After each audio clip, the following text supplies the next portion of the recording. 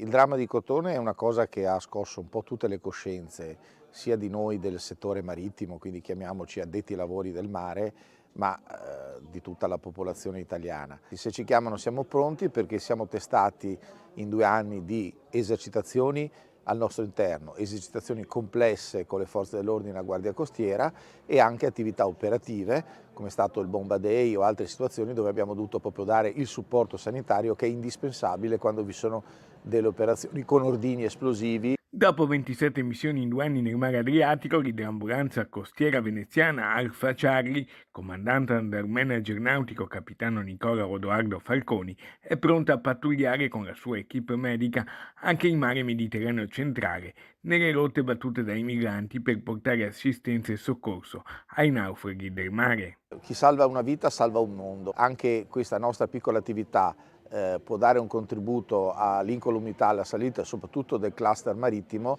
Noi siamo orgogliosi e questa fatica non si sente. E la novità è una termocamera FLIR ad altissima risoluzione che consente, in base alla differenza termica, di individuare per esempio una testa di un naufrago sulla superficie del mare di notte o con nebbia. Ma perché un imprenditore marittimo arriva ad armare un'idroambulanza? La dotazione aziendale prevede un'idroambulanza costiera medicalizzata, quindi con medico e infermiere professionale, oltre all'equipaggio tecnico. Era un peccato impiegare magari 30 giorni all'anno e quindi abbiamo voluto, con un gruppo di medici, offrire questa infrastruttura a disposizione del cluster marittimo e quindi per gli altri 11 mesi all'anno cercare di fare qualcosa di bene.